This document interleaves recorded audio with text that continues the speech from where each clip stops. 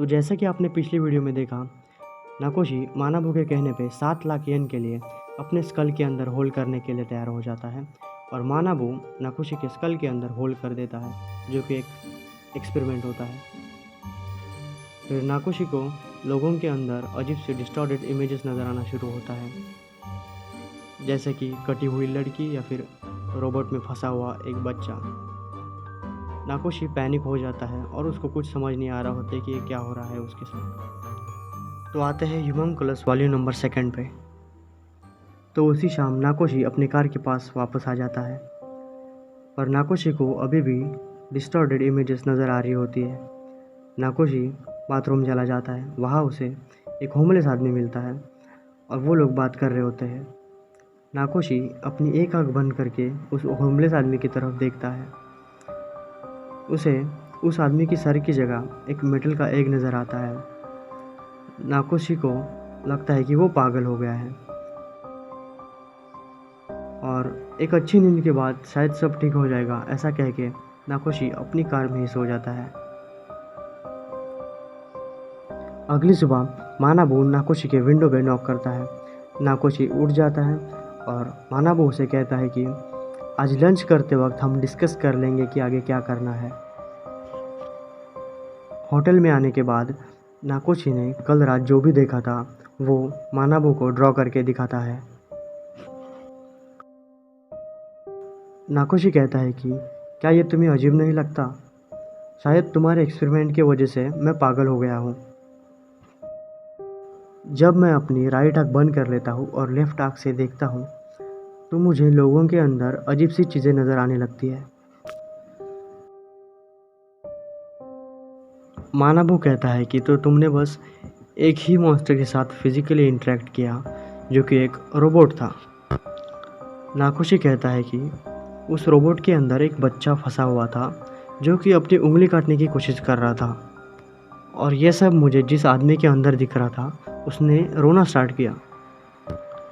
वो एक माफिया था, उसके पास चाकू था, पर मैं अपनी नज़र उस बच्चे पर से हटा नहीं पाया। पता नहीं वो अपनी खुद की उंगली क्यों काट रहा था।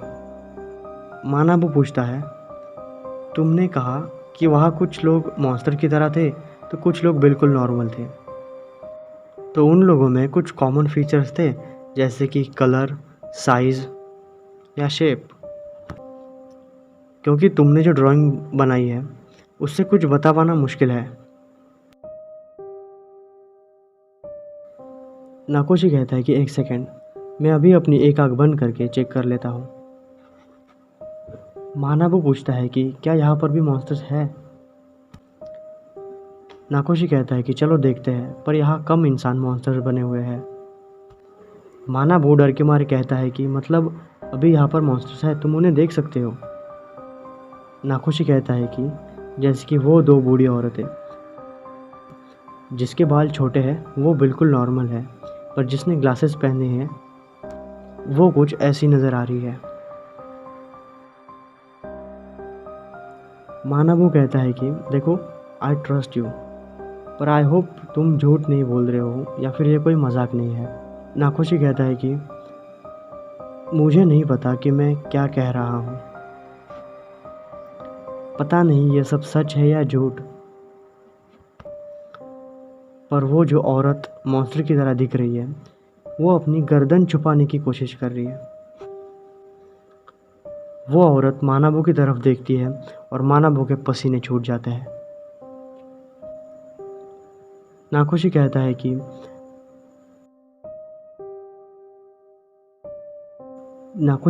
कि मुझे धुंधला नज़र आ रहा है, शायद एक आँख यूज़ करने की वजह से। मानाबू कहता है कि वो सब छोड़ो मिस्टर नाकोशी, ये बताओ मैं आपको कैसा नज़र आ रहा हूँ?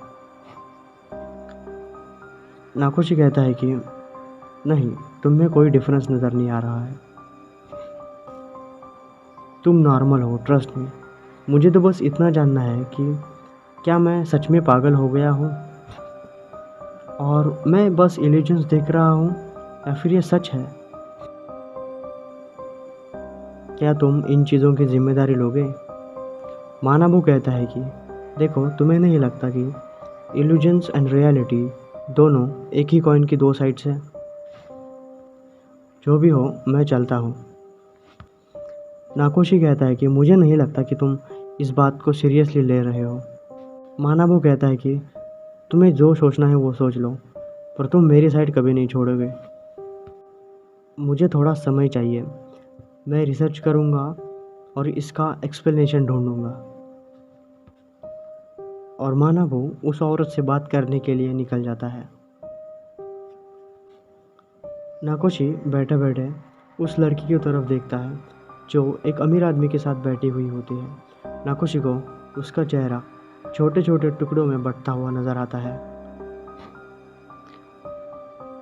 नाकोशी पैनिक होकर वहाँ से चला जाता है। वो लिफ्ट के मिरर में अपने आप को देखता है, लेकिन उसको कुछ दिखाई नहीं देता।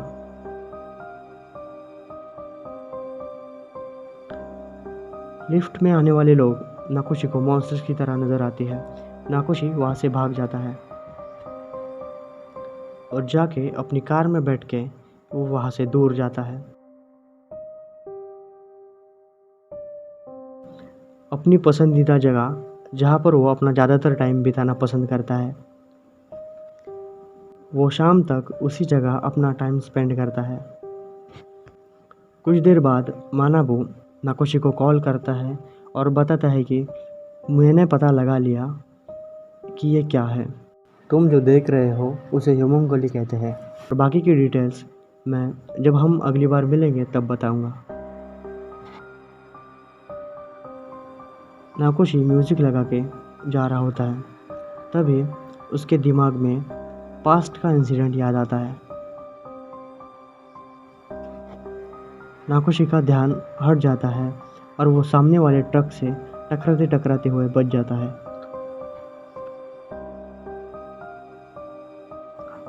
नाकोशी फिर उसी स्ट्रीट पे जाता है जहाँ कल उसका माफिया बॉस से झगड़ा हुआ था। माफिया के लोग नाकोशी को पहचान लेते हैं और नाकोशी को पकड़ लेते हैं। एक आदमी कहता है कि शायद तुम आज अपनी एक उंगली गंवाने वाले हो, हमारा बॉस तुम्हारा इंतज़ार कर रहा है।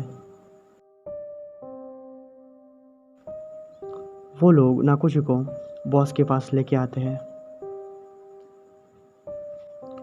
नाकोशी उसको पूछता है कि क्या तुम मुझे ढूंढ रहे थे? सच बात यह है कि मैं तुम्हें ढूंढ रहा था, पता नहीं क्यों मुझे बस तुम्हें देखना था। बॉस पूछता है कि कल तुमने मेरे साथ क्या किया था?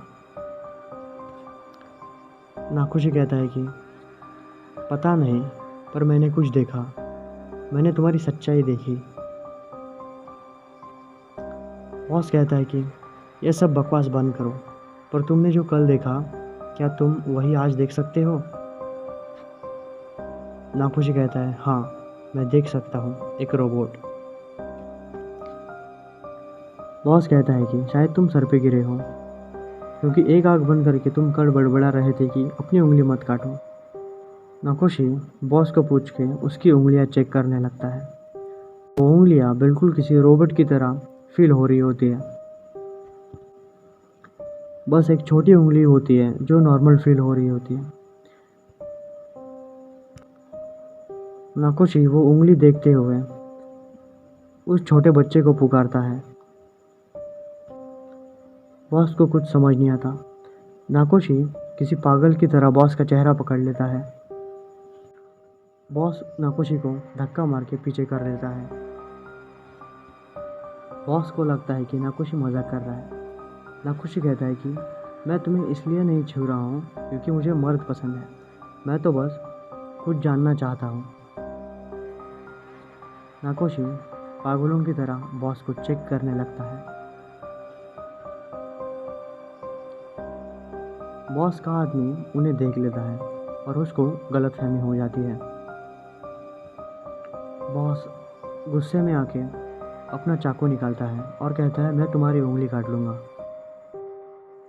तभी नाकोशी अपनी एक आंख बंद करके बॉस की तरफ देखता है और उसको कल की तरह बॉस की जगह एक रोबोट के अंदर फंसा हुआ लड़का अपनी उंगली काट रहा है ऐसा दिखता है। नाकोशी बॉस को रोकने के लिए आगे चला जाता है और बॉस का हाथ पकड़ लेता है तभी वो देखता है कि बॉस के उंगली पे कटने के निशान है। बॉस गुस्से में आकर नाकोशी को कहता है कि देखो नाकोशी, मैं तुम्हें मार डालूंगा। नाकोशी कहता है कि अपना चाकू नीचे रख दो, मैं तुम्हें ऐसा करने नहीं दूंगा।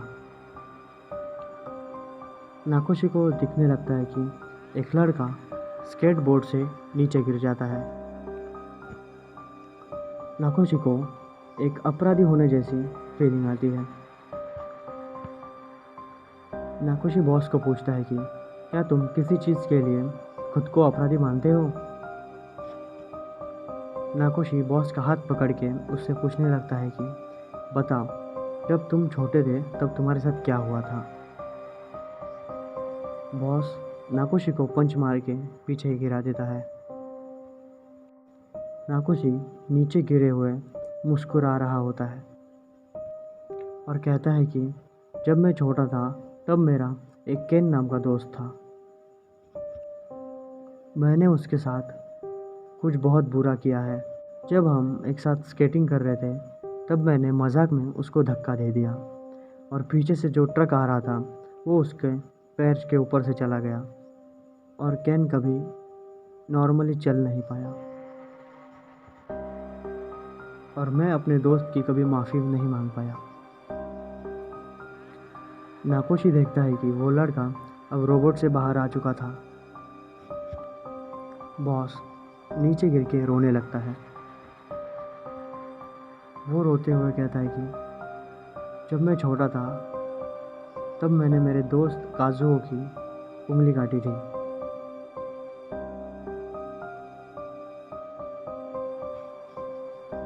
नाकोशी कहता है कि देखो, इसमें तुम्हारी कोई भी गलती नहीं थी।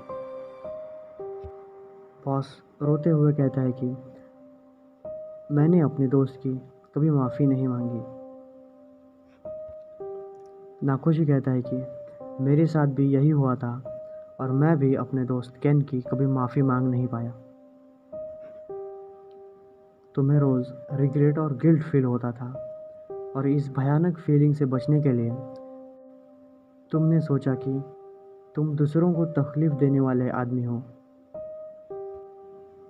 खुद को दोषी ना मानने के लिए तुमने बहुत लोगों को तकलीफ़ दी। बॉस कहता है कि मुझे रियलाइज़ हो गया, मैं क्रिमिनल हूँ, इसलिए मैं लोगों की उंगली नहीं काटता था, बल्कि मैं क्रिमिनल बन गया क्योंकि मुझे उंगलियां काटनी थी। तभी बॉस के आदमी रूम में आ जाते हैं। बॉस चाकू से खुद की उंगली काटने लगता है और कहता है कि आज से मैं क्राइम करना छोड़ दूंगा। जिन लोगों की भी मैंने उंगलियां काटी, ध्यान से देखो, 77वीं उंगली मैं खुद की काटूंगा। और बॉस अपनी खुद की उंगली काट लेता है। नाकोशी वापस जाते वक्त बॉस उसको पूछता है कि मैं तुम्हें कैसा लग रहा हूँ? नाकोशी एक आंख बंद करके देखता है और कहता है कि तुम अब नॉर्मल आदमी की तरह दिख रहे हो। बॉस मुस्कुराता है और वो दोनों अपने रास्ते चले जाते हैं। नाकोशी भी अपनी कार में आ जाता है और ज़ोर ज़ोर से हंसने लगता है। वाह, वो आदमी क्रिमिनल बन गया बस एक उंगली काटने के गिल्ट की वजह से। हंसते हंसते नाकोशी को अपने बचपन का भी किस्सा याद आता है,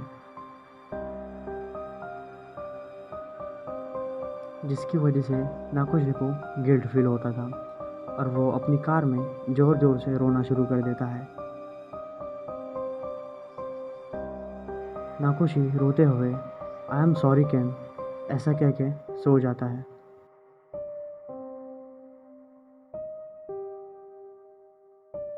तो इसी के साथ ह्यूमन कलर्स वॉल्यूम 2 ख़त्म हो जाता है।